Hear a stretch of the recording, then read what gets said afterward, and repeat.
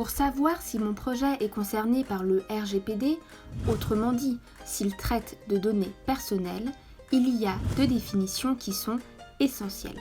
La première définition clé est celle des données à caractère personnel.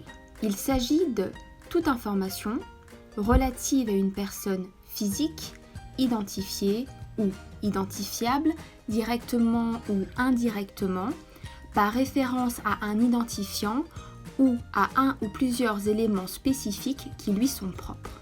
3 précisions sur cette première définition. D'abord, toute information relative à une personne morale n'est pas concernée par le RGPD. Ensuite, l'identifiant ou l'élément spécifique propre peut être une photo mise sur un badge pour accéder à des locaux, un CV déposé sur un bureau, une plaque d'immatriculation, une adresse IP, etc. En effet, à partir de ce type d'information, il est possible d'identifier une personne. Enfin, certaines données sont même considérées comme sensibles, car elles peuvent donner lieu à de la discrimination, comme la religion ou l'orientation sexuelle. La deuxième définition est le traitement de données. Le traitement de données est une opération ou un ensemble d'opérations portant sur des données personnelles, quel que soit le procédé utilisé, automatisé ou pas. La documentation papier est donc également concernée. Ces opérations vont de la collecte au stockage, à l'utilisation, au transfert, jusqu'à l'archivage et la destruction. Le RGPD s'applique à mon projet si des données personnelles sont traitées. Pour cela, une cartographie des données contenues dans mon projet doit être réalisée. On parle aussi de registre. L'activité de cartographie peut paraître chronophage et sans intérêt, impossible sans avoir une idée précise de l'ensemble des données qui seront traitées, ce qui semble notamment peu adapté aux méthodologies agiles. La difficulté n'est qu'apparente. Le RGPD n'est pas une contrainte de plus dans mon projet, mais bien une opportunité. Ainsi, recenser de façon précise les données aide à, premièrement, s'assurer du respect de la réglementation. En effet, des données personnelles peuvent être présentes dans des endroits inattendus, comme dans les journaux de serveurs ou des zones de commentaires libres. Deuxièmement, se poser les bonnes questions. Ai-je vraiment besoin de cette donnée ? Est-il pertinent de conserver toutes les données aussi longtemps ? Les données sont-elles suffisamment protégées ? Troisièmement, disposer d'un outil de pilotage de mon traitement. Et quatrièmement, centraliser les informations de ma conformité.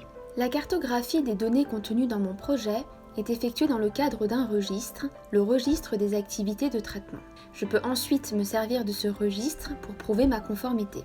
S'agissant du modèle de registre, dans l'épisode numéro 1, le RGPD, une opportunité pour mon projet, nous avons vu que de nombreux acteurs pouvaient nous entourer pour protéger les données. Preuve en est, la CNIL met à disposition un registre vierge à compléter.